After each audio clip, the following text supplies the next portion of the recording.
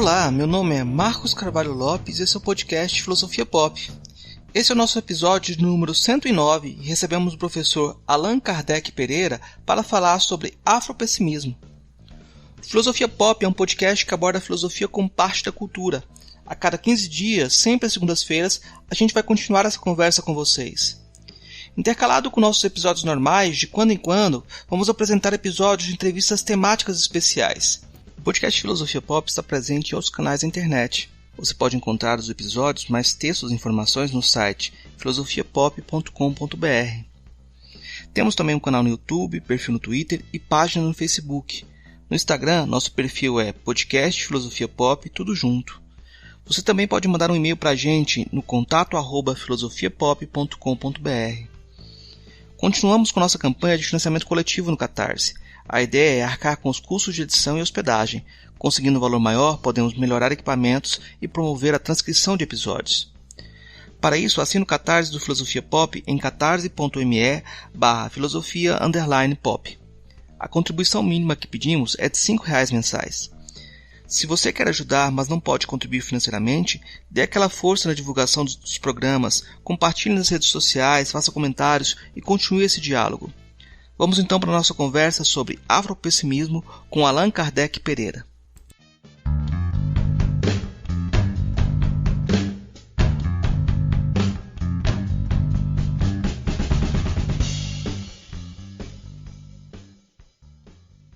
Hoje a gente vai conversar com o Allan Kardec Pereira. Ele é paraibano, doutorando em História pela Universidade Federal do Rio Grande do Sul. Ele tem estudado o Black Lives Matter e o afropessimismo, tem traduzido diversos textos bem interessantes, trazido esse diálogo para a língua portuguesa, para o Brasil. E nós vamos conversar sobre afropessimismo, né? Eu queria começar perguntando para o Allan aquela pergunta que os filósofos gostam de fazer, que é o que é?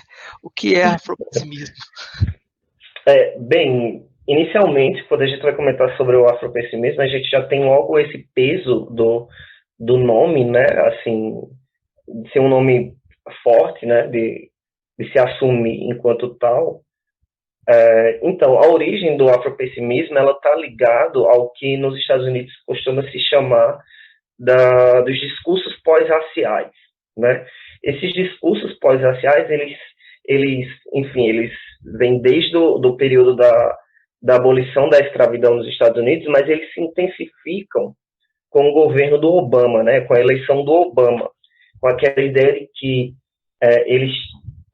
a partir do momento em que o primeiro presidente negro é eleito, os Estados Unidos teriam chegado aos tempos pós-raciais. Então, o afropessimismo seria uma forma de questionar esse discurso pós-racial. E uma das grandes inspirações do afropessimismo vai ser um livro da Saidiya Hartman, uma professora de literatura e de história afro-americana, né, o Sense of Subjection, de 1997, onde ela basicamente questionava justamente o que seria aqueles primeiros anos do pós-abolição, né?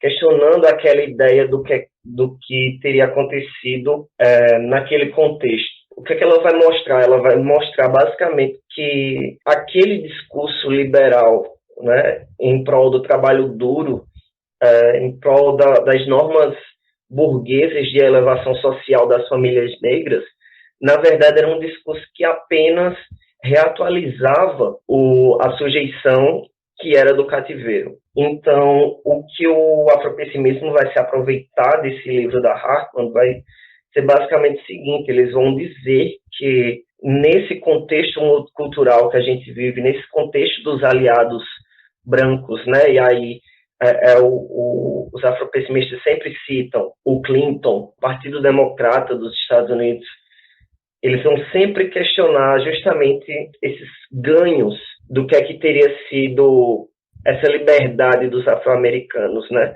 Então, é interessante a gente pensar também como o afropessimismo ele surge num contexto praticamente paralelo ao Black Lives Matter, né? O Black Lives Matter surgiu a partir do quê? A partir de casos de violência policial contra jovens negros. O afropessimismo, de certa forma, ele dava uma resposta a isso, né?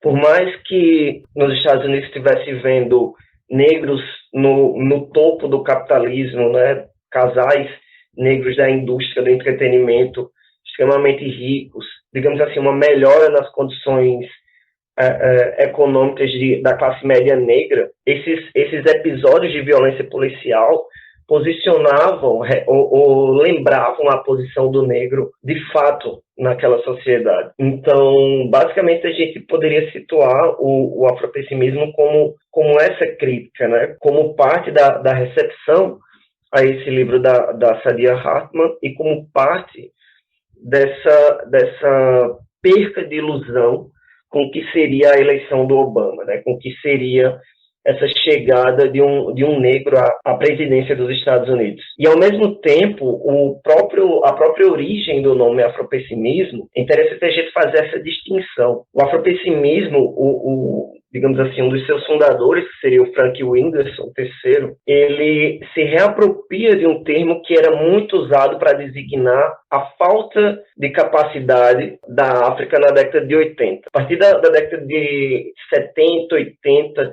todo um conjunto de discursos jornalistas, sociólogos, filósofos ocidentais com relação à África, falando do que seria um afropessimismo. Seria o quê? Seria uma incapacidade das nações africanas conseguirem se desenvolver, conseguirem lidar, assim, se autogovernar de uma forma que fugisse da corrupção, né? Então, todo esse contexto marcado por estereotipia, que estava associado ao nome afropessimismo, é reempregado pelo Frank Wilderson na criação do contexto do atual afropessimismo, né? Ou seja, esse afropessimismo sobre a África, né, com o afropessimismo escrito junto com letra minúscula, seria um afropessimismo imposto pelos brancos, né? Enquanto esse afropessimismo do Frank Wilderson, né, do que eu estou falando, ele é uma teoria sobre a violência antinegra. Então, é interessante, e eu acho que uma das polêmicas centrais com relação ao termo é justamente isso, né? De que forma pegar esse termo que é marcado por tanta negatividade e tentar reatualizar para colocar uma teoria que fale sobre a violência antinegra, né? De que forma isso é algo interessante, né? Um dos questionamentos ao afropessimismo parte justamente dessa carga negativa por trás do nome. E, ao mesmo tempo, professor, tem uma relação bem interessante, tem uma entrevista da Saidiya Hartman com o Frank Wilderson, entrevista de 2003, que a tradução seria A Posição do Impensado, que ela se questiona justamente que a narrativa sobre a escravidão nos Estados Unidos ela era muito marcada por uma, digamos assim, por uma certa idealização da agência e da resistência escrava por parte dos historiadores de esquerda. Ela se questionava justamente a partir daquela narrativa de sujeição dos escravos. Esses historiadores ainda encontravam uma maneira de se ir bem com relação a si mesmos. Então, o afropessimismo ele parte justamente de questionar essa tradição intelectual que tratava a escravidão dessa maneira. Eu acho que esse tema da escravidão e da agência é muito importante, porque uma das críticas que o Ali Marzoui faz em relação a... Ele coloca faz uma micro-história do Senegal e critica tanto o Cheikh Anta Diop quanto o Leopoldo Senghor por incorrerem na mesma falsa memória, que é o apagamento do momento de escravidão. Parece que é o grande ocultado dessas narrativas, né? Como que esse momento de escravidão é pensado no afropessimismo? É uma continuidade? Não existe abolição? Como é? Enfim, eu acho que é um dos temas centrais do afropessimismo, porque eles trabalham a ideia do que seriam falsas abolições. O afropessimismo ele teoriza uma ideia muito interessante com relação à própria temporalidade. A minha pesquisa com relação ao Black Lives Matter gira justamente em torno disso. O que é que seria isso? Eles argumentam que não é que nós vivêssemos no século XIX. Ele vai dizer que, nesse contexto multicultural, houve toda uma espécie de permuta de várias práticas antinegras desde então, né? Aí vai pensar aquilo que Locke Lacan, que é um teórico sobre o sistema prisional, ele chama de substitutos funcionais da escravidão, que é basicamente o quê? Ele vai dizer que houve tudo isso, né? Toda essa evolução cívica da situação do negro nos Estados Unidos, ela tentou normalizar justamente uma série de reformas sociais que, na verdade, apenas reinscrevia a violência antinegra. Porque o que aconteceu? Da escravidão se passou para Jim Crow, né, para as leis de Jim Crow, que depois se passou para o gueto, que depois se passou para as prisões supermarcos, né? Ou seja, o afropessimismo ele quebra essa narrativa progressista do tempo, né? Essa ideia de que o tempo ajudou nessa evolução a superar esse passado. Quando a gente pensa, o afropessimismo é justamente essa quebra. E uma das críticas que se fazem ao afropessimismo, principalmente de um autor como o Greg Thomas, que é um professor da Tufts University, ele critica o afropessimismo chamando de afropessimismo 2.0. Ele questiona que o afropessimismo ele acaba patologizando os povos africanos e da diáspora no geral, e de certa forma ele renega uma tradição africana que seria a tradição do Sheikh Anta Diop, por exemplo, né? que seria muito mais otimista com relação à política, com relação à ecologia e no geral, né? Essa patologização, ela parece ser um recorte de Fanon, né? Uma doença social que está sendo avaliada. Seria por aí? Parece que o Fanon também dos afropessimistas está muito mais ligado a essa questão da sociogênese da alienação, das dificuldades mentais, do que a descolonização, né?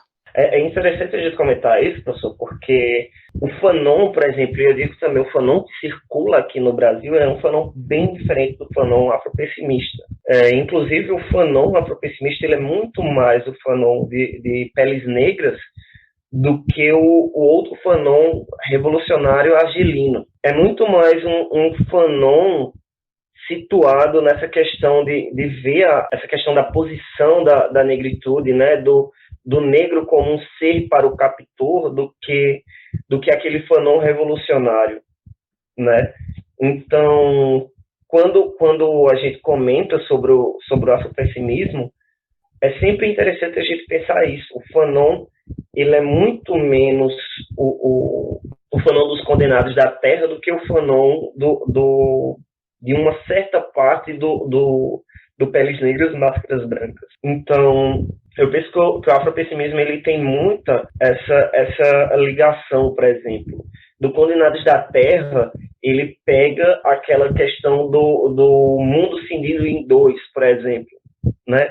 Quando eles vão teorizar a violência policial, é interessante porque ele vai dizer que o policiamento, no paradigma americano de policiamento de violência antinegra, que é um paradigma que eles argumentam que é cada vez mais global, esse policiamento ele reproduz o que seria um interior-exterior, né, daquilo que o Fanon fala sobre o mundo dividido em dois, né, a sociedade do colonizador e a do colonizado. Então eles vão reatualizar essa interpretação fanoniana para dizer que é como se a polícia, o policiamento criasse essas duas cidades, digamos assim, uma cidade dos negros em uma cidade dos não negros nos Estados Unidos. E daí é interessante pensar também, e aí complementando o que é que ajudou na difusão do Vidas Negras Importam, o afropessimismo ele parte de uma ideia de que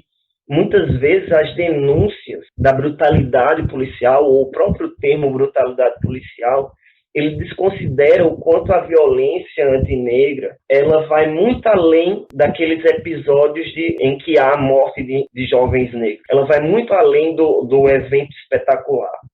E que, às vezes, o fato de focarmos no evento espetacular da violência policial em si, isso acaba reafirmando a lógica do perfil da polícia. Em que sentido? No sentido de que seria como se aquilo que estivesse acontecendo fosse, na verdade, o fruto de um desvio de conduta de algum agente da lei, de um indivíduo em si, e não algo que faria parte, digamos assim, de um contexto maior, de uma estrutura maior. Então, isso é a ligação que o afropessimismo tem com o Fanon vai muito nesse jogo entre o que é que seria esse mundo dividido em dois e o que é que seria essa relação de como o olhar branco ele constitui o negro. O Frank Whindersson ele retoma principalmente um contexto, um trecho do Fanon do Pele Negras,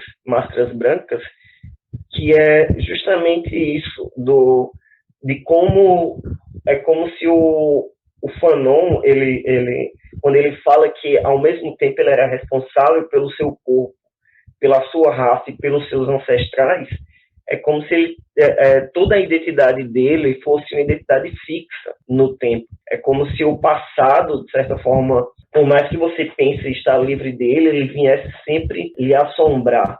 Tem um ponto bem interessante que os afropessimistas falam também sobre essa questão da escravidão, né? Eles citam um exemplo de uma mulher negra que ela se deslocou de um estado do sul para um estado do norte, onde ela pensava que ia, enfim, viver como uma mulher livre, e ela acabou sendo escravizada lá por outro mestre, né? Para justamente dizer que às vezes a condição da negritude ela é vigiada por todos aqueles não negros. Isso retoma essa ideia do Fanon, né, de que há uma certa divisão entre esses dois mundos, o mundo negro e o mundo não negro. O afropessimismo ele parte muito dessa ideia, né, desse contexto em que o negro ele é determinado pela história que os outros escreveram sobre ele. Falando de precursores e de autores que são parte da estruturação do discurso, qual o uso ou qual o diálogo que o afropessimismo faz do Achille Mbembe?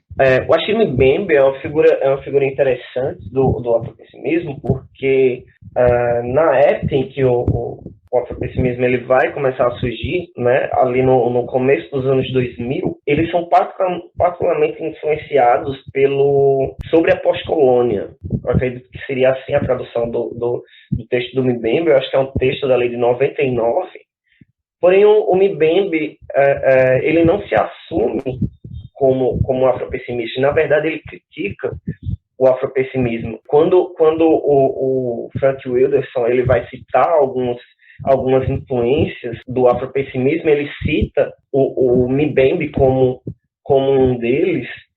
Porém, é interessante a gente notar como o próprio contexto de um conceito do Mbembe, essa ideia do devir negro do mundo, ela entra em choque com essa especificidade da violência antinegra colocada pelo afropessimismo, né? O que o Mbembe faz, segundo os afropessimistas, é generalizar essa sujeição da negritude a todos aqueles sujeitos mundo afora que estariam vivendo, digamos assim, situações de precariedade. Então o afropessimismo bate muito em cima desse termo do Mbembe, e o Mbembe argumenta que o afropessimismo ele é muito preso a um ressentimento e a uma fantasia de um inimigo. Tem uma entrevista uma conversa, na verdade, entre o Achille Mbembe e o David Goldberg, que é um filósofo sul-africano, que o Mbembe justamente associa, né, o que é até curioso a gente pensar isso, o Mbembe associa o afropessimismo a uma certa tradição liberal nos Estados Unidos. Ele vai dizer que o afropessimismo retoma um patos racista, virulento, que tem a sua origem no Alex de Tocqueville, né, que era um filósofo do século XIX, um filósofo ali da ordem democrática liberal, né, do que seria aquele excepcionalismo da democracia americana. O Achille Mbembe ele argumenta que o afropessimismo é muito preso nesse antagonismo, né, nessa ideia de que nós precisamos literalmente destruir a ideia da humanidade, do humano, como ela foi estabelecida na modernidade. Que não há, digamos assim, uma reforma desse conceito, dessa concepção do homem com H maiúsculo.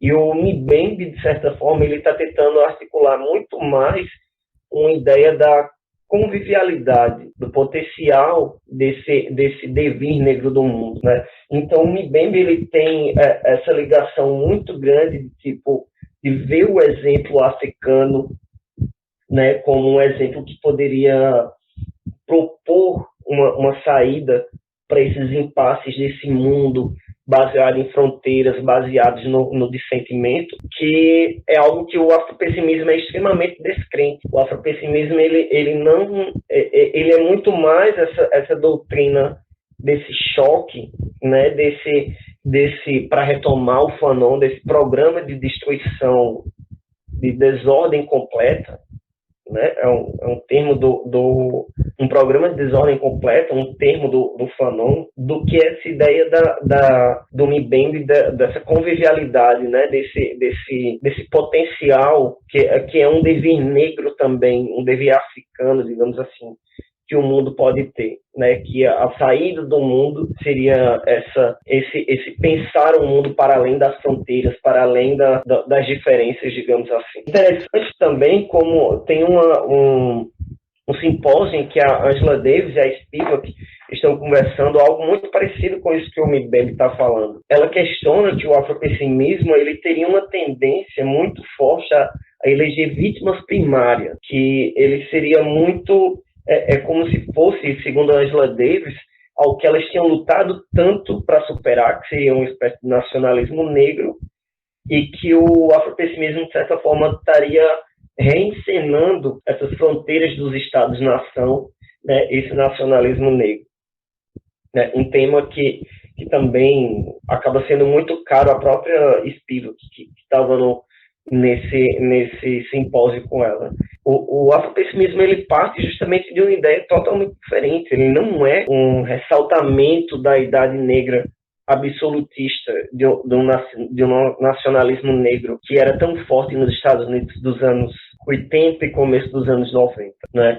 E é interessante a gente pensar isso, porque acaba parecendo que os Estados Unidos, quando fala da especificidade da violência antinegra, é como se ele estivesse reafirmando uma identidade absoluta do negro, mas na verdade não é o caso. Ele está falando justamente como a humanidade enquanto tal, de como a sociedade civil ela ganha a sua estabilidade psíquica, digamos assim, a partir do momento em que ela naturaliza a violência antinegra, né? O afropessimismo ele tenta mostrar isso, que é como se fosse basicamente o seguinte: a partir do momento que são repetidas as cenas de violência espetacular contra corpos negros, né?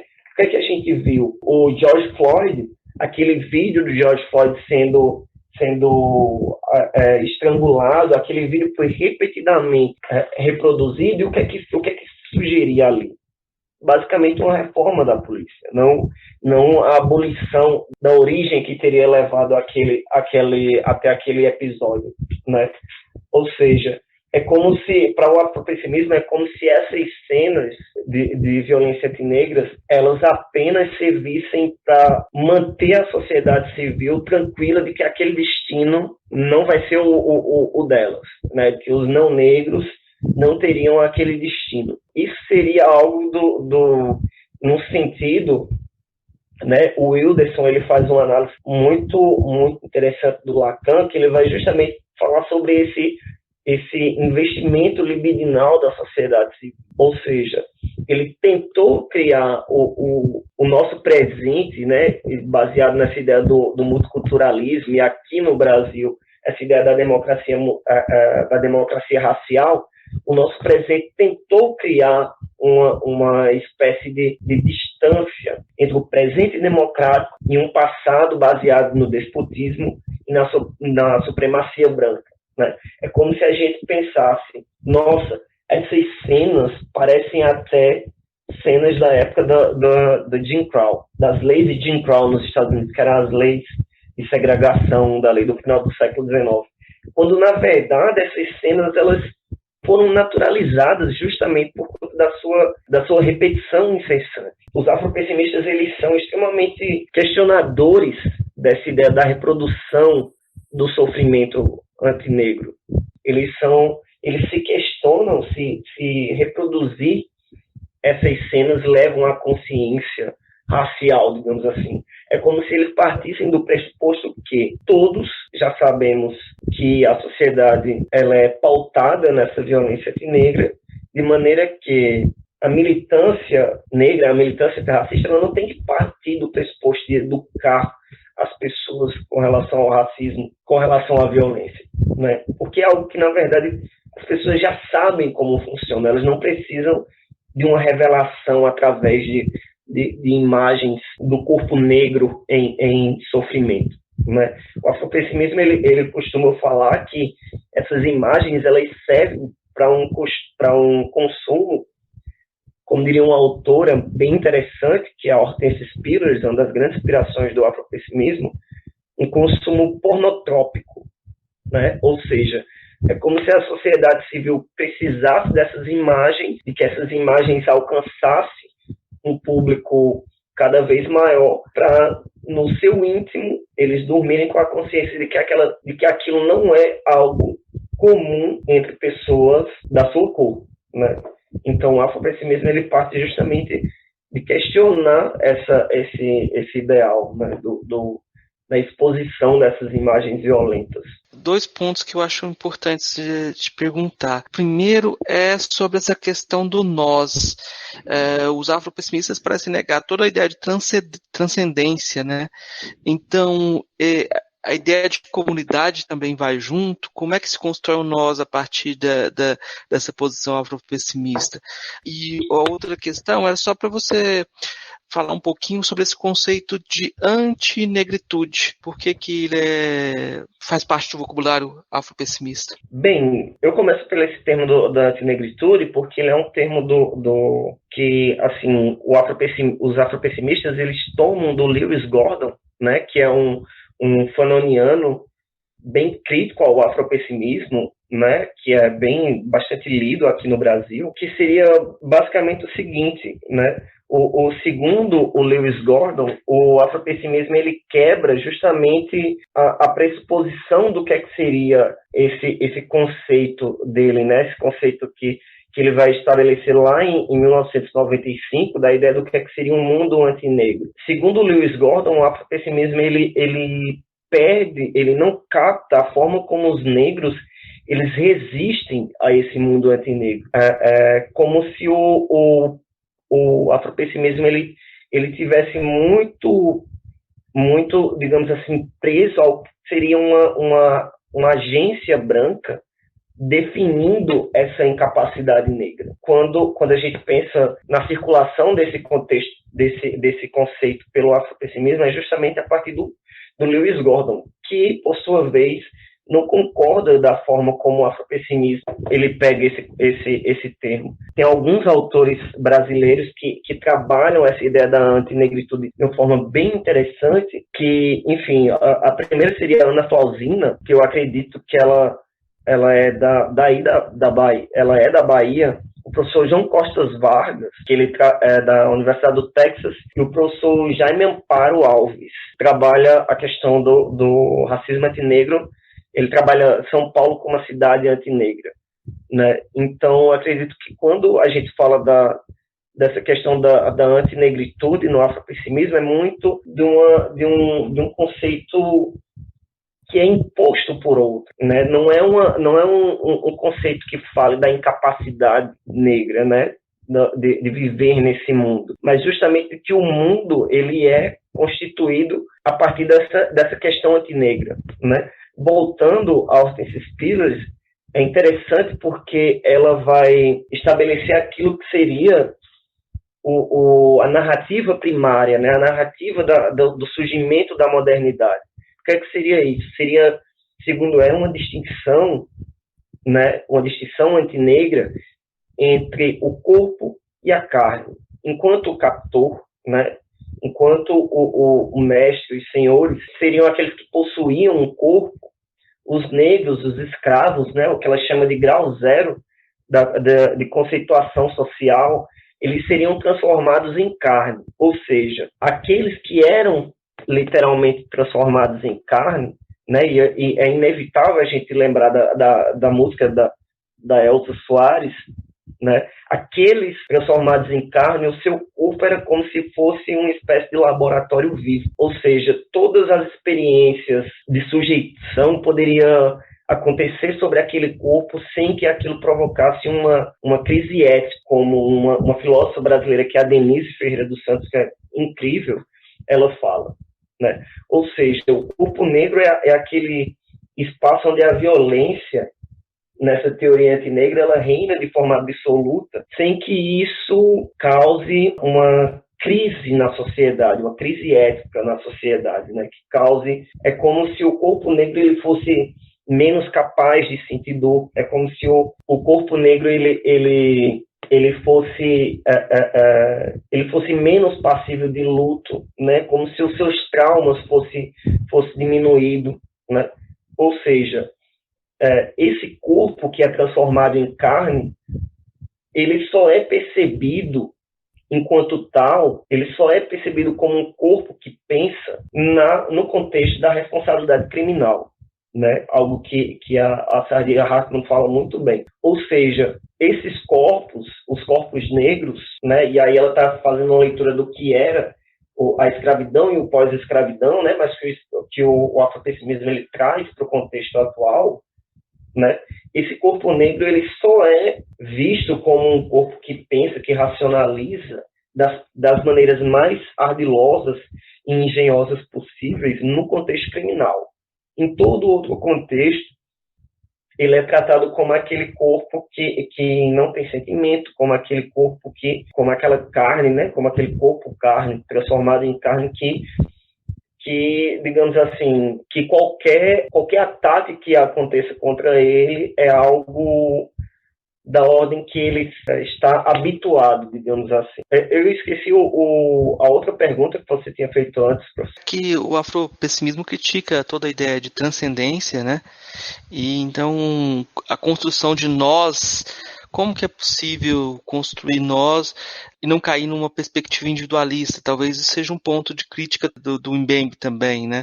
Sim, é interessante mais a sua pergunta, porque assim, aí voltamos sempre a essa ideia do Fanon, né? Que o Fanon, se o Frank Wilderson, ele comenta essa ideia de, segundo as suas próprias palavras, cagar no pronome nós, é interessante porque o próprio Fanon, que ele se apropria, ele, principalmente no contexto ali africano, né, na Argélia, ele assumia esse nós, né? Ele assumia essa união e os próprios fanonismos mundo afora vai ser justamente uma ideia de que os povos subalternizados devem se unir. Então, o afropessimismo ele parte justamente daquilo que seria a tradição negra radical dos anos 70, uma tradição marcada por conflitos diretos, né? O Exército de Libertação lá dos Estados Unidos, né? Após ali os Panteras Negras, era um contexto, segundo o Wilderson, as pessoas ousavam criticar essa ideia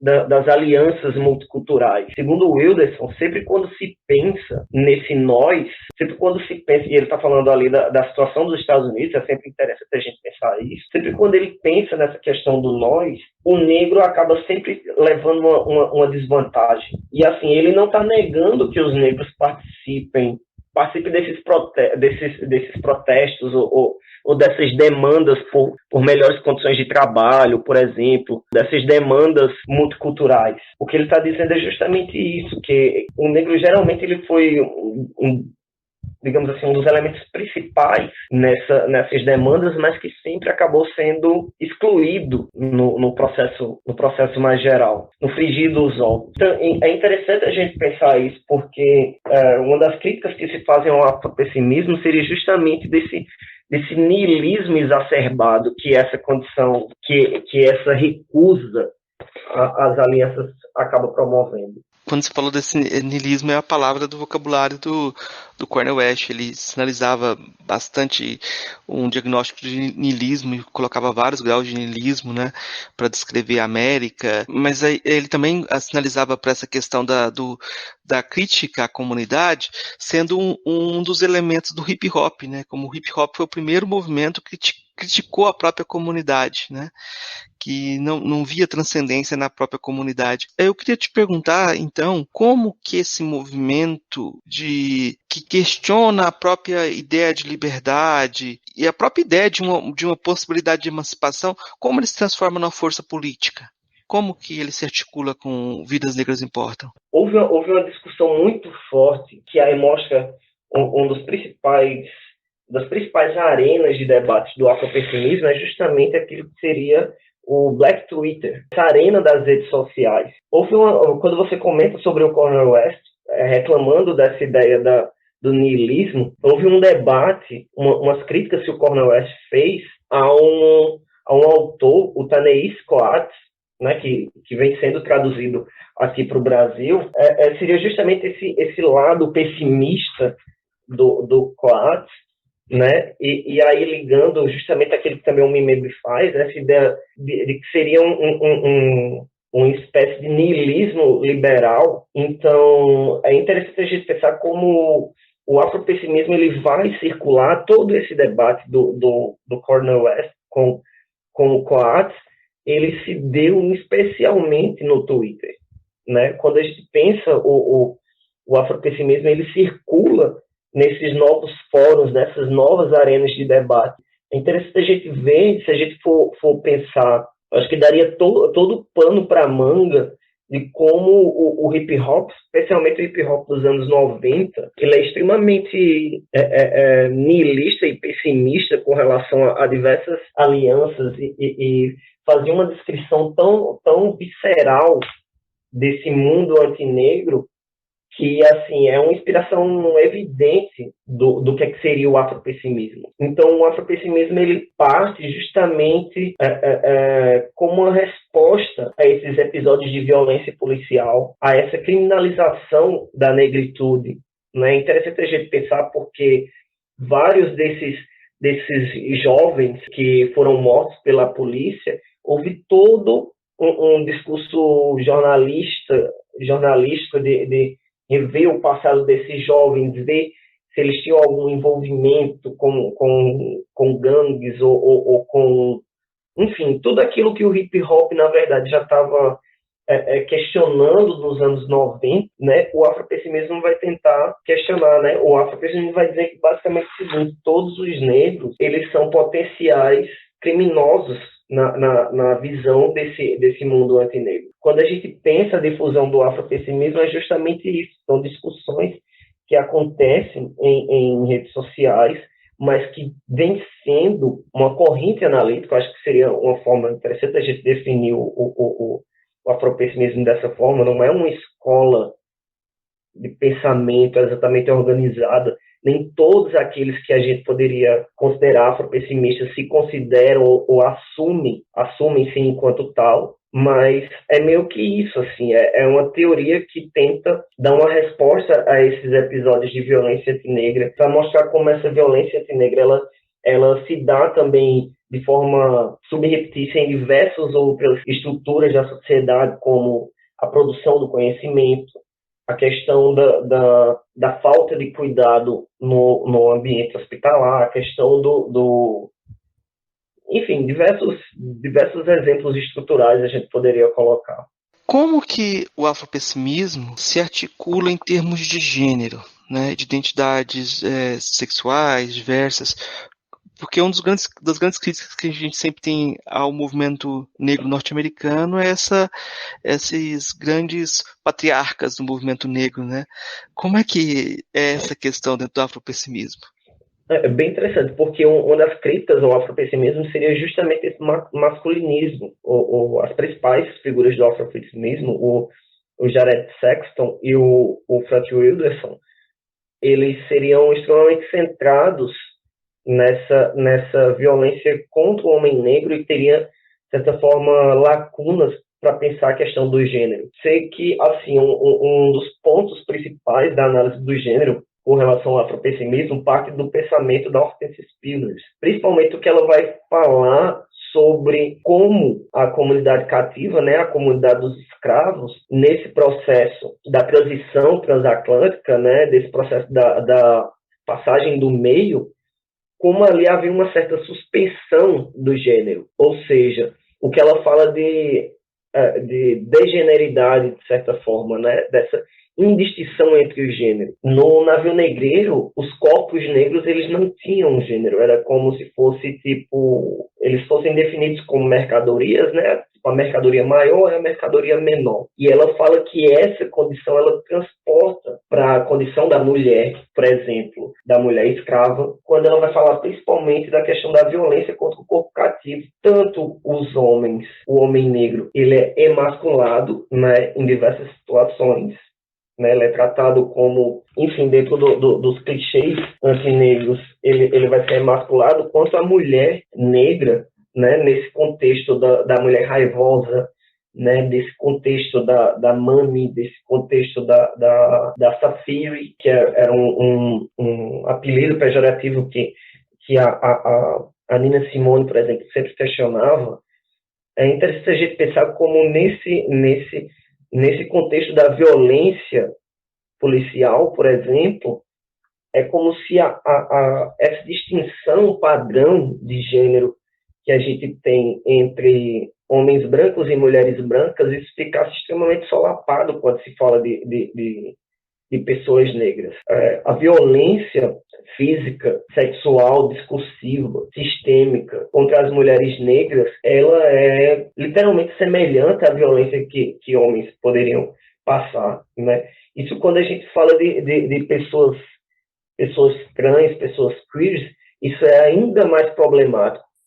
Por quê? Porque há toda essa confusão, essa distinção. Porém, é interessante a gente pensar isso. Tem um autor, o Calvin Warren, ele estuda o afropessimismo a partir de uma abordagem queer. Ele vai dizer que o afropessimismo ele acaba fazendo uma indiferenciação que pressupõe que um negro objetificado, né, que o negro transformado em mercadoria, que o negro fruto dessa violência, ele é um só, né? Quando, na verdade, ele demonstra, o Warren, que há, nesse processo da antinegritude, há toda uma diferenciação entre, digamos assim, entre o negro queer e entre a mulher negra. Que essas diferenciações elas têm que serem recortadas. Então, quando a gente pensa essa questão do gênero dentro do afropessimismo, é justamente disso, justamente para mostrar como as demandas, algumas autoras afropessimistas, né, como uma alemã, a Sabine Broeck, e como a Patrice Douglas, uma autora americana, elas contestam justamente como o feminismo, né, como as sufragistas no final do século XIX, elas estabeleceram o feminismo a partir de uma espécie de abjeção da negritude, né, abjeção com relação às escravas negras. Elas disserem, nós não somos escravas, ou seja, a empatia branca e feminina, especialmente com relação branca, cristã e feminina, com relação aos escravos, que predominou até o século XVIII, quando passa o século XIX, se transforma em uma retórica extremamente pragmática do feminismo sufragista. Ou seja, nessa retórica pragmática, elas diziam, nós não somos escravas, nós nos distanciamos da condição das escravas. E, ao mesmo tempo, esse distanciamento ele promovia uma desumanização dessas mulheres negras. A Sojourner Truth, que era uma abolicionista negra do século XIX, né? Ela tem aquele discurso, não sou eu uma mulher. Ela questionava justamente isso, justamente o racismo antinegro dentro do movimento das sufragistas no século XIX. Então, o afropessimismo tenta justamente questionar essa posição com relação ao gênero, né? De que, tipo, muito da pauta do gênero, né? Da pauta feminista do gênero, ela acaba justamente não percebendo que as mulheres entre si elas são distintas, né? Que as mulheres negras elas sofrem um tipo de violência ontológica extremamente mais distinta do que as mulheres brancas. E é interessante, a gente vinha comentando sobre essa questão dos indígenas. O afropessimismo ele parte de uma percepção muito semelhante a essa ideia com relação ao gênero. O Frank Wilderson ele vai apropriar, né, do conceito, novamente um conceito todo cheio de estereotipia, todo cheio de negatividade, né, como essa ideia do selvagem, né, do vermelho, né, e do índio, para justamente questionar a posição do indígena dentro da sociedade como um todo. Ele vai dizer que, diferentemente do negro, o índio, né, esse selvagem, ele ainda teria uma capacidade de, digamos assim, de demandar, de construir um diálogo digamos assim, por terra. Né, de construir um diálogo que pudesse ser, onde ele pudesse demandar algo da sociedade branca. Um diálogo que ele acredita que é impensado, né, com relação aos negros. Ou seja, se a negritude seria essa condição sem análogo, o índio ele ainda teria uma capacidade de reclamar uma identidade cultural perdida ou ameaçada. Ele teria condição de reclamar a sua terra que foi perdida. O negro não, o negro ele já chega como um escravo na América. Então, é uma posição extremamente polêmica, porque quando a gente vai pensar toda uma tradição de teóricos indígenas atuais, né, eu penso especialmente o Glenn Coulter, que é um teórico indígena, ou da causa indígena do canadense, né, bastante influenciado pelo Fanon. Ele vai dizer que justamente é como se o afropessimismo dissesse que o índio ele aceita qualquer forma de reconhecimento liberal, qualquer forma de reconhecimento por parte dos brancos. E quando, na verdade, os índios eles estão lutando por liberdade nos seus próprios termos, nos seus próprios valores. Então, isso é algo que, assim, é um dos pontos de crítica principal do afropessimismo, é justamente como se eles tratassem os povos indígenas como aqueles que tivessem plenamente satisfeitos com esse modelo de reconhecimento multicultural, digamos assim. A gente tinha comentado antes da entrevista, eu acho que é uma coisa que é interessante, é mostrar falar sobre o solo, o contextual do surgimento do afropessimismo, que tem relações com os Estados Unidos e com a África do Sul, né? Tem um diálogo do Whindersson com um momento que ele viveu na África do Sul também, né? Eu já vou pedir para você comentar um pouco sobre essa origem e aí para você já comentar um pouquinho sobre como que você acha que essa perspectiva se aplica ao Brasil em termos das nossas dificuldades sociais também, que parecem ser um pouco diferentes, né, de constituição de sociedade. Quando a gente pensa dessa questão do afropessimismo, né, assim, com relação ao Brasil, eu não sou um leitor, digamos assim, dos mais sapientes com relação à teoria afro-brasileira, mas o que eu penso com relação ao Brasil é que o afropessimismo ele daria uma boa resposta a essa questão, principalmente da democracia racial, né? E isso aí eu estou pensando que vários autores brasileiros já mostraram respostas parecidas ao longo da história. Eu penso principalmente que o Brasil é um país constituído nessa questão antinegra, né? Ele é um país marcado de uma forma definitiva pela essa questão da violência policial antinegra, né? Ela o que o afropessimismo ele tenta centralizar, e o que eu acho que seria interessante mais para nós pesquisadores brasileiros imaginar é como esses rituais da violência antinegra, eles constituem tanto a sociedade americana quanto a sociedade brasileira. Acho que essa é a grande contribuição.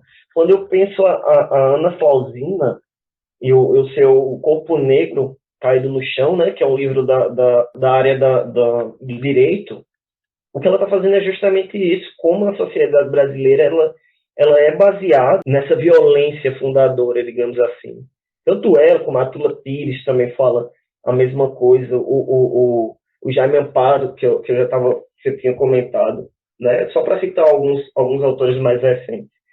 Mas é justamente isso. Eu acho que o afropessimismo, para além de ser um debate que é extremamente americanizado em suas bases, né? Que acaba tomando como referência unicamente o debate americano e olhe lá algum debate, alguns autores do que seria ali a região do Caribe, né? Mas, para além disso, o modelo de teorização do afropessimismo ele é extremamente interessante para a gente pensar a nossa situação, justamente por essa centralidade no elemento da violência antinegra. Eu acho que uma lição interessante de uma autora que é colocada como afropessimista, embora ela se coloque como uma pessimista sonhadora voraz, né, que é a Saidiya Hartman, justamente pensar basicamente o seguinte: não necessariamente foram filósofos ou pessoas do ambiente acadêmico que estiveram teorizando essa violência antinegra.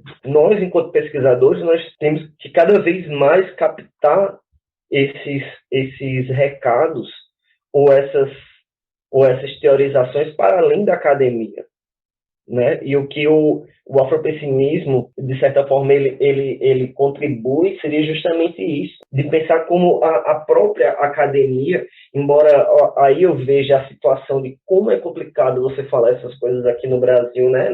Num contexto de desmonte das universidades, que não é um desmonte no sentido de descolonização, mas um desmonte no sentido justamente de precarização neoliberal das universidades. O que o afropessimismo vai tentar demonstrar é como o próprio conhecimento ocidental, ele também é aquilo que fundamenta o afropessimismo. E daí os afropessimistas eles tomam essas críticas ao conhecimento ocidental, principalmente a partir da Sylvia Wynter, né, que é uma filósofa jamaicana. É interessante a gente pensar isso, como o afropessimismo ele critica esse ambiente da produção do saber, justamente porque ele tenta demonstrar o quanto diversos ativistas contra o sistema prisional, diversos ativistas contra a violência antinegra, que não necessariamente estavam ligados ao ambiente universitário, estavam teorizando isso de uma maneira muito mais radical do que os próprios limites circunscritos do espaço universitário, né? Então, eu acredito que a contribuição do afropessimismo também passa por essa ideia, né? Essa ideia de que uma rebelião contra essa violência antinegra, ela tem que redefinir as bases daquilo que a gente entende como o que é radical. Às vezes, nós vivemos em um contexto, aqui no Brasil em especial, que ele é extremamente reformista com relação a diversos temas, extremamente pautado em ganhos através de leis, de ganhos através do jogo do jogo disciplinar do direito, do jogo disciplinar da sociologia, das categorias disciplinares da história, da antropologia. E isso acaba justamente limitando o pensamento radical. O afropessimismo é justamente isso. Ele vai tentar mostrar justamente como a nossa sociedade atual ela foi aderindo a conquistas multiculturais, a conquistas desse liberalismo, dessa questão dos ganhos sociais da negritude, e isso perdeu de vista essa questão radical. E aí, só comentando a questão da história do Whindersson com relação à África, né? Ele participou lá por volta de 91, por volta do começo dos anos 90, né? Ele participou de alguns partidos radicais com relação ao apartheid, lá, e lá ele percebeu justamente essa condição sem análogo da negritude, né? Essa condição que a tradição marxista não conseguia explicar por si só. Então o Whindersson ele se tornou extremamente, ele era um marxista que se tornou extremamente crítico às proposições do Marx, do Gramsci, do Antônio Negri, justamente por isso, porque ele foi vendo naquele contexto radical lá da África do Sul, toda a forma como os trabalhadores negros eles sofriam, para além da violência da precarização do trabalho, eles sofriam a violência antinegra. E quando ele vai para os Estados Unidos, ele traz justamente essa experiência, né, e essa interpretação que ele tinha vivenciado na África do Sul. Vou te perguntar sobre o texto que você traduziu da Sobre Judicaëlle Irakoze, né? Isso. Judicaëlle Irakoze. Você traduziu um texto dela muito interessante sobre Black King, né? E eu queria que você comentasse, esse texto se encaixa nessa perspectiva do afropessimismo, quando ele nega esse agenciamento, essa descrição dos negros sempre como reis, etc.? Isso, é um texto bem interessante, principalmente porque ela usa, né, essa conceituação do que é a violência antinegra. O que eu acho mais interessante do texto da Judicaëlle é justamente como ela tenta pensar, e aí já quebra aquele argumento daquilo que a Angela Davis tinha falado, né, de que o afropessimismo ele é muito apegado ao nacionalismo, ao retorno do afrocentrismo da década de 80, né? O afropessimismo ele tenta justamente centralizar não essa ideia de um passado glorioso que seria uma espécie de transcendência espiritual da negritude, né? Um passado que explicaria que o futuro dos negros eram ser reis, né? O que ele está questionando é justamente a própria ideia de se tornar rei. Os reis, enfim, eles oprimem os seus súditos, né? Então, o afropessimismo ele está querendo, justamente quando fala de um programa de desordem completa, é um programa de desordem com relação a todos os signos do nosso mundo atual, né? Essa ideia do reinado é um signo do nosso mundo atual. Essa ideia dos padrões de beleza são signos do nosso contexto humanista, né? Que elege os reis mais bonitos do que súditos, por exemplo. Na verdade, é um questionamento de todos esses padrões, né? Um questionamento do padrão capitalista, obviamente. O afropessimismo é muito ciente disso, mas é meio que isso. Eu acho que o Black King ele acaba caindo em algo que sempre volta à tona, principalmente que eu tenho a impressão de que muitos africanos são extremamente incomodados com o que eles consideram que é uma apropriação cultural da tradição negra da diáspora com relação ao passado africano, né, que eles consideram que é uma apropriação extremamente idealizada. O afropessimismo ele tenta justamente quebrar qualquer ideia dessas transcendências a partir de reis e rainhas. Eu acho que o livro do Ta-Nehisi Coates, Entre o Mundo e Eu, ele é bem crítico com relação a isso, né? Quando ele vai falar a trajetória dele lá na Meca dos Estudos Negros, né? Que é a Howard University, nos Estados Unidos, ele vai dizer justamente de como era uma certa tendência, uma certa moda na época que ele estava fazendo os seus estudos, esse apego ao passado africano, passado dos reis e rainhas africanos, e como isso era uma transcendência que acabava meio que, segundo ele, menosprezando a vida de corpos negros que estavam sendo mortos de forma gratuita no presente. É algo que ainda é extremamente contencioso no debate público afro-americano, eu diria. Não é algo que seja tão perceptível aqui. E é até curioso porque o debate aqui no Brasil acabou assumindo uma dimensão até muito maior do que nos Estados Unidos. Nos Estados Unidos as pessoas simplesmente viram, não, a Beyoncé está fazendo um clipe, um álbum visual sobre a África. Ok. Vida que sai, tantos estão fazendo isso também, né? Embora eu acredito que a comunidade negra americana tem um certo pé atrás com essas tentativas delas e tal. Mas aí, aqui no Brasil, acabou tendo uma dimensão, nossa, muito maior, assim, né? muito mais acalorada do que lá. Tem uma coisa é uma pergunta que veio agora que eu acho que é curiosa. A gente falou do Ta-Nehisi Coates, né? E ele, depois desse livro que foi traduzido em português, Entre o Mundo e eu acho que é o título, né? Isso. Ele foi escreveu uma série de quadrinhos do Pantera Negra, né? E se envolveu na produção, junto com outros intelectuais também, que a Roxane Gay depois escreveu, acho que também uma série e tal. Eu fiquei pensando como que o afropessimismo pode avaliar o Wakanda. E esse é o contexto da crítica também do Cornel West em relação ao Coates, né, que ele acabou entrando na indústria cultural, né, e de imagens liberais, imagens de reis, etc. Ele não colocou essa crítica nesse ponto, mas era o momento em que o Coates escreveu sobre Pantera Negra e você vê essa vinculação, né? Que tipo de discurso que está construindo, né? Eu acredito que é um embate que há, que na verdade eu acredito que não necessariamente um embate, né? Mas eu acho que são dois movimentos intelectuais que se complementam, que é a ideia entre o afropessimismo e entre o afrofuturismo, né?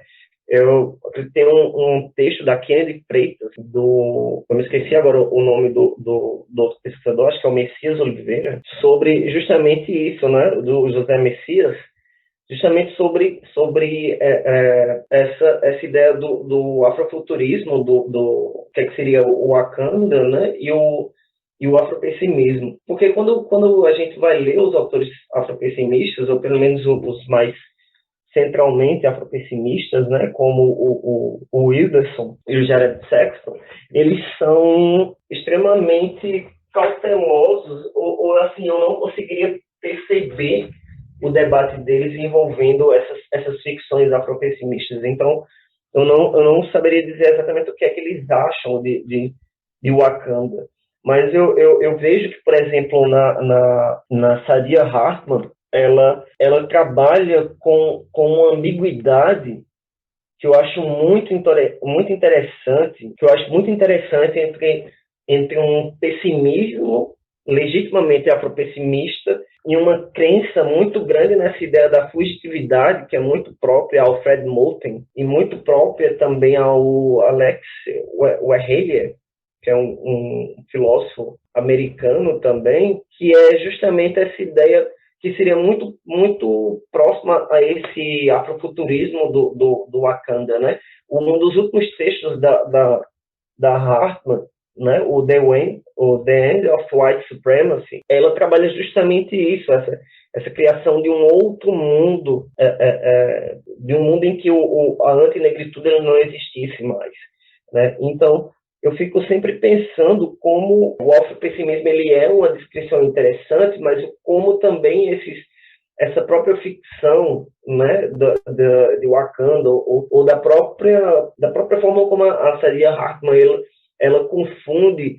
a história e o romance na sua escrita, elas propõem soluções ou fugas interessantes à violência antinegra. Eu acho que há um debate ali dentro do Pantera Negra, embora faça bastante tempo que eu tenha visto o filme, que é justamente entre o vilão, né, que seria o Killmonger, que seria mais pessimista, né, que seria, digamos assim, o afropessimista dentre eles, e o Pantera Negra, que é, de certa forma, o reformista, né? Se você for ver a solução do filme, ela privilegia justamente o reformista ao final de tudo. É até interessante que o Killmonger tenha sido o personagem que tenha ganho mais, que até suplantou, de certa forma, o protagonista. Então, é meio que isso. Acho que é um debate que ele se estende, eu acho que não necessariamente ele se exclui, sabe? Eu não acho que a gente tenha que dizer que o afropessimismo ele é completamente nihilista e nem acreditar que o afropessimismo por si só ele responda a tudo. Eu acredito que na minha tese eu tento justamente rearticular isso, né? Articular a teoria afropessimista quando for possível, mas também articular essa ideia de fugitividade, né? Que eu acho que é algo muito mais interessante do que a teoria da resistência e a teoria da agência, como são articuladas na história social. Por quê? Porque essa ideia da resistência da agência, como ela geralmente é articulada por historiadores sociais de esquerda, ela trabalha muito com sujeitos autoconscientes, né? Sujeitos que, e na verdade o Black Lives Matter ele é composto, né? Quem vai ali para a rua às vezes nem se identifica como um ativista mesmo, vai simplesmente, enfim, porque está cansado de ver a violência antinegra, vai ali e não vai para o outro protesto. É algo muito mais efêmero, eu diria, e muito mais genuíno do que algo que é ditado por algum pressuposto ideológico, eu diria, ou por algum pressuposto partidário, enfim, uma coisa do tipo. Eu acho que só voltando a essa ideia do Pantera Negra e tal, eu acho que um dos pontos polêmicos, eu diria, do afropessimismo é justamente como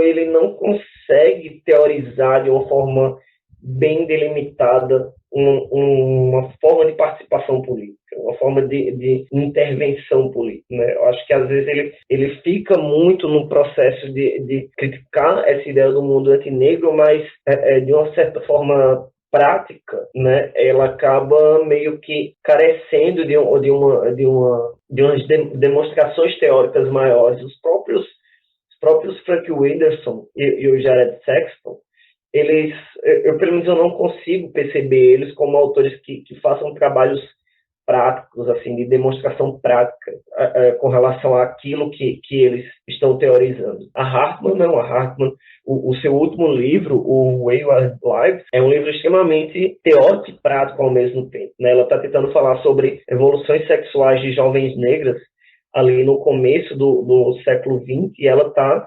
literalmente teoria e prática, teoria e vidas reais ao mesmo tempo. Enfim, acho que seria isso. O Dubois, no final da vida, dizem que ele chegou para um jovem e falou que ele podia lutar, devia lutar de cabeça erguida, mas que a vitória nos Estados Unidos era impossível. Eu não sei até que ponto essa é a perspectiva, o ponto de partida o ponto de partida não diria, mas é uma perspectiva como o afropessimismo, essa visão anti-utópica, sem uma utopia final, como se houvesse um confronto entre humanos e negros, né, de certa forma.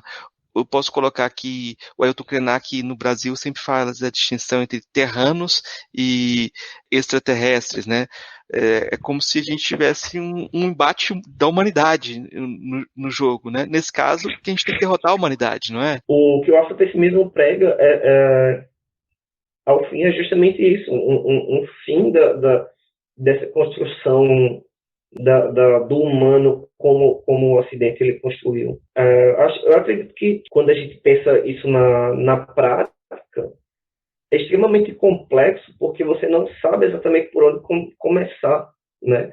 E quando eu vejo os exemplos do Black Lives Matter, por exemplo, eles são exemplos muito práticos, muito cobrar justiça de uma forma muito prática, eu diria. Essa ideia do afropessimismo é justamente não crer que as utopias elas já foram vencidas, né? Ou crer que as utopias estão em aberto, ou crer que a abolição ela é algo em aberto, ou crer que uma pergunta que parece louca ou exagerada no contexto atual, ela é extremamente pertinente, né? Que é a pergunta que eu acho que é o centro da teoria da Hartman, que é a ideia de a escravidão acabou de fato. Isso parece soar louco no contexto atual, mas que o afropessimismo diz que é justamente essas questões, né, que são da ordem do impensado, né, como o afropessimismo coloca, são as questões mais essenciais de se fazer.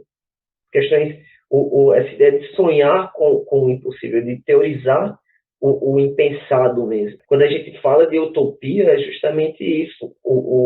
Às vezes o melhor da utopia é justamente se persegui-la e não exatamente ter uma ideia de um ponto final uma previsão de um ponto final em que ela vai acabar. porque o afropessimismo ele teoriza isso, de que a liberdade dos negros, ela libertará muito mais do que as próprias pessoas talvez imaginem ou desejem. Então, esse horizonte utópico do afropessimismo, ele é bem interessante por isso, porque nós vivemos em uma conquista utópica do liberalismo, de certa forma, porque todos aqueles sonhos liberais do contexto absolutista é como se agora eles estivessem plenamente naturalizados. E esse liberalismo ele foi conquistado em particular com o processo de escravização. E o afropessimismo tenta justamente questionar esses ganhos que essa naturalização da nossa democracia ela foi criando, né? Ela foi pautada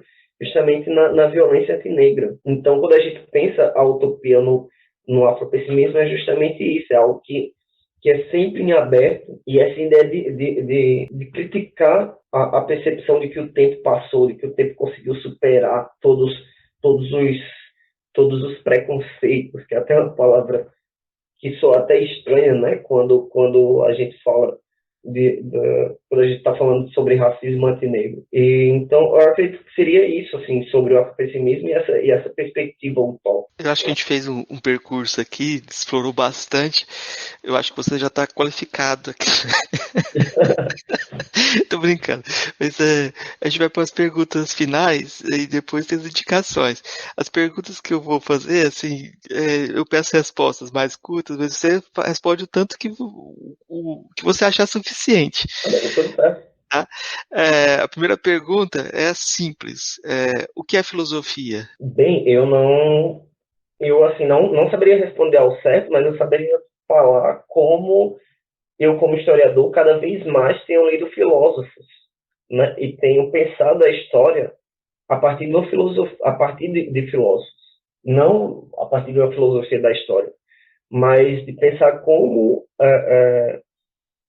de como grande parte desses filósofos negros eles pensam em diálogo com a história, não no sentido de uma filosofia clássica, sei lá, do Kant, do Hegel, ou tipo de uma filosofia negra muito própria, mas eu não, assim, sobre a questão negra, eu não saberia definir ao certo o que é que seria o que é que seria a filosofia, porque toda a construção do pensamento no Ocidente, ele foi um pensamento que ele considerava os negros como incapazes de pensar, né? Ou de pensar justamente na atribuição criminal. Então, enfim, eu acho que a minha resposta seria muito mais falar justamente de como eu tenho lido filósofos do que necessariamente traçar uma resposta sobre o que é a filosofia.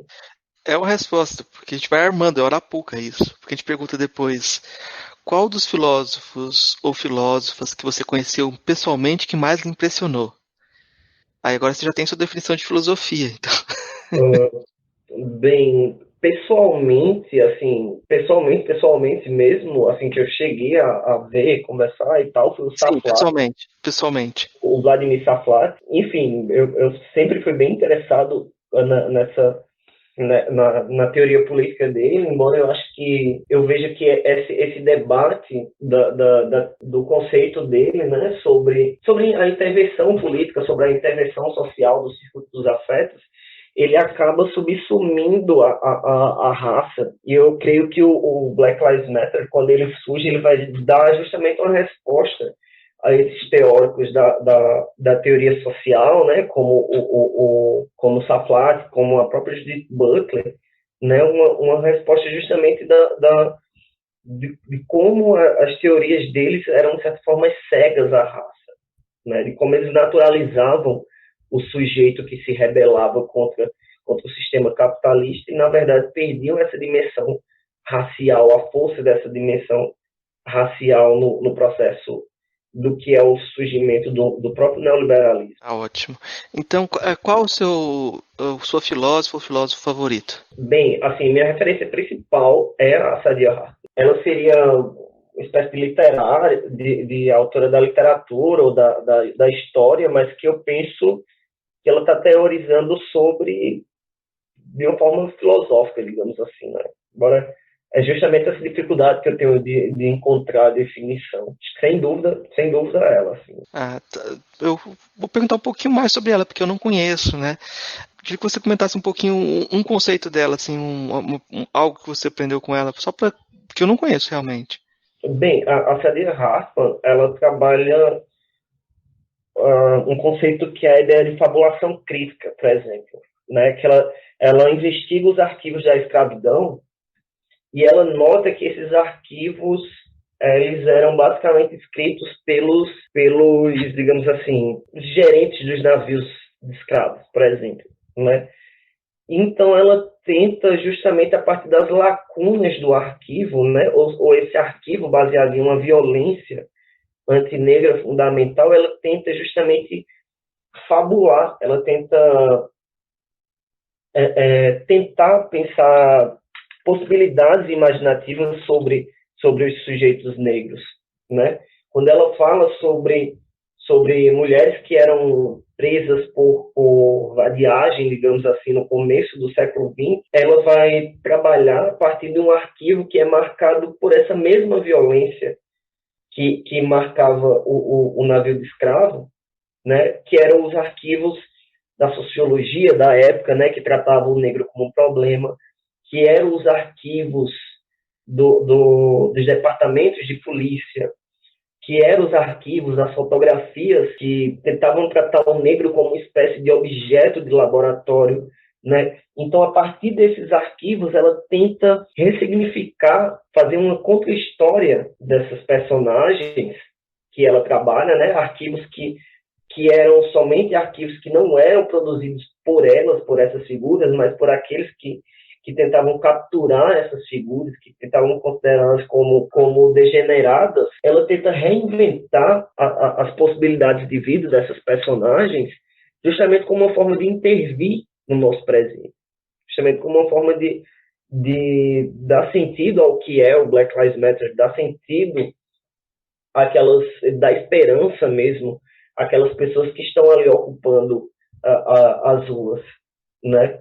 Então, o que eu acho interessante da filosofia dela é justamente como ela quebra essa ideia da autoridade da voz. Aquilo que geralmente, na filosofia ocidental, seria uma autoridade da voz, né? Ou seja, a autoridade daquele que fala, né? Daquele que é o detentor da prova, daquele que tem o poder da fala, ela tenta quebrar com essa hierarquia nos seus livros, justamente tentando mostrar como os escravos pensavam a sua condição sem necessariamente estar demonstrando uma ideia de agência no sentido clássico, né? Tentando mostrar como as suas fugas eram também uma resposta à escravidão. Não precisava de poemas, não precisava de grandes tratados filosóficos sobre a escravidão. Eles, por si só, estavam pensando sobre aquilo. Ótimo. Alan, o que você indicaria para os nossos ouvintes de leitura, de filmes, de música? O que você quiser indicar? Nossa, bem, acho que foi a pergunta mais difícil até então. Bem, eu indicaria, eu acho que uma coletânea que vai ser lançada no próximo ano, já fazendo um certo marketing, que vai ser uma certa tradução de algumas dessas autoras e autores afropessimistas, que vai ser lançado pela editora Clara Crocodilo, que aí eu tô sendo convidado a traduzir alguns desses textos, que é justamente uma espécie de introdução ao pensamento dessas teóricas da antinegritude, teóricas da antinegritude aqui no Brasil. E eu acho que foi a mesma editora que traduziu Corpos que Importam, da Judith Butler, que eu acho que seria um prequel interessante para quem, a partir do ano que vem, quiser interessar sobre esse tema. Eu acho que é um tema que tem todo um potencial interessante, tanto essa ideia do afropessimismo, quanto essa ideia do afrofuturismo, dessa ideia das teorias fugitivas. Justamente, acho que a gente vai lançar essa coletânea de livros. Tem os textos da Kennedy Freitas, que escreve sobre cinema. Enfim, eu acho que tem tem os textos da J. Mombassa também, que trabalha pensando esses contextos desses autores afropessimistas. Eu acho que seriam indicações preliminares assim, interessantes para quem, porventura, se interessar pela nossa discussão. Filmes, tem um bocado, né? Eu acredito que... Tem o filme da Ana Flauzina, né? Ela fez um documentário também. Uhum. Sim, sim, bem interessante, inclusive. Eu acho que um filme interessante sobre isso, tudo que eu venho falando, principalmente sobre esse contexto que a Saidiya Hartman colocou, é um filme chamado O Matador de Ovelhas, Killer of Sheep, que é do Charles Burney, que é um filme de 1978 que ele era ligado a uma espécie de ativismo da época, né, dali da região de Los Angeles, contra a questão do racismo antinegro daquele contexto. E é um filme que eu acho que ele consegue fazer esse jogo interessante entre um pessimismo e entre a esperança, entre o sonhar negro que eu tenho falado. Eu vou indicar o livro do Ta-Nehisi Coates, o Entre o Mundo e Eu, né? E também a série de quadrinhos do Pantera Negra que ele fez, que já está em português, a primeira parte da série, e é bem mais complexa a narrativa do Pantera Negra dele do que do Pantera Negra do filme. Talvez fosse uma boa dica para alguém analisar onde está o autor do Entre o Mundo e Eu. Ele é um autor que tem uma escrita bem fluida, bem interessante. Eu acho que seria uma boa, assim.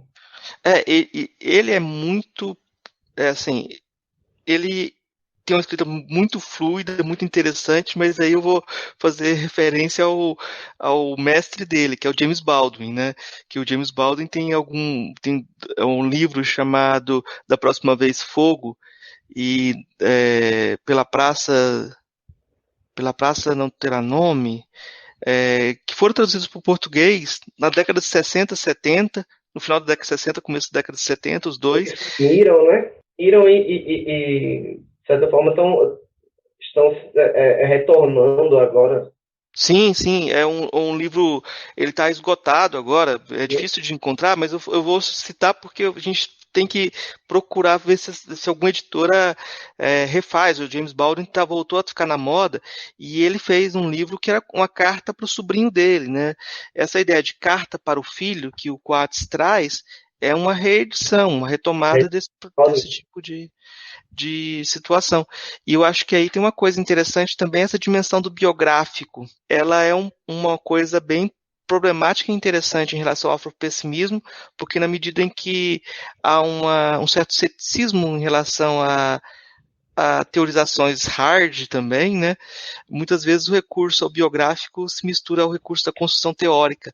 Isso traz vantagens e problemas. Então, é uma coisa que é para ficar de olho também, né? O último livro do Wilderson, lançado agora em junho, o Afropessimismo, o nome do livro, é justamente uma narrativa autobiográfica, né? Que ele demonstra como essa narrativa autobiográfica ela consegue quebrar esse padrão da objetividade, da racionalidade, que, segundo ele, não seria algo que os negros considerassem tanto, assim, que a narrativa acadêmica ela acaba travando essa criatividade que seria necessário para ele expressar o que necessitava. Eu vi a resenha desse livro pelo Paul Taylor, e ele enfatizou justamente essa questão da ambiguidade, porque entre o biográfico e o teórico, e como as coisas se misturavam e como isso, para ele, era problemático, porque coisas que poderiam ser mais desenvolvidas em forma de narrativa viravam teoria, etc. Sim. Tem uma indistinção assim, que ele considerou problemática. Eu acho que no livro do Coates também eu vejo isso às vezes, que de repente ele está contando uma história e a história vira um exemplo nesse sentido do biográfico, e eu acho que funciona, mas... Trava, né, de certa forma, a leitura. Sim, sim, trava a leitura ou trava a fluidez, né? Talvez pudesse ter 2 livros e um só. Alan, eu queria agradecer muito a nossa conversa, acho que te explorei bastante, acho que tem muitas coisas que a gente conversou aqui. O Alan tem uma série de textos que está traduzindo, que são muito interessantes, ligados ao afropessimismo, que estão na internet, se vocês procurarem no site medium.com, medium.com, é isso, né? Isso. Você encontra lá vários textos que ele traduziu, e eu acho que é interessante acompanhar também. É outra indicação para a gente fechar as indicações. Eu queria deixar o espaço aberto para você dar seu recado final, falar, divulgar o que você quiser. Bem, agradecer a oportunidade, professor, porque assim é uma teoria que vem sendo pouco conhecida aqui no Brasil. Ainda tem o próprio nome afropessimismo, ele acaba tendo um certo peso negativo e tal. E o que eu venho tentando é justamente, não necessariamente me posicionar como afropessimista, mas tentar dar visibilidade a esses teóricos, né, a essas discussões e tal, porque elas fazem parte da minha tese e, ao mesmo tempo, são discussões que eu acredito que elas vão acontecer cada vez mais no nosso debate a partir de agora, e eu acho que é isso. Só agradecer a oportunidade de falar de um tema que tenho tido tanto afinco em pesquisar. Seria isso, basicamente agradecer. Eu que agradeço, eu tenho certeza que o ouvinte vai estar esperando já para que a sua tese esteja pronta, que ela já esteja publicizada, porque é um tema que realmente precisa ser mais discutido, mais debatido, e a gente precisa encarar o dragão do niilismo de frente, né? Produzir essa reflexividade é algo muito importante. Obrigado, Alan. Obrigado pela conversa. Ei, gostou do nosso episódio? Apoia a gente lá no Catarse, é só R$5 por mês, o preço de um cafezinho. Ajuda a gente a continuar divulgando a filosofia no Brasil. catarse.me/filosofia_pop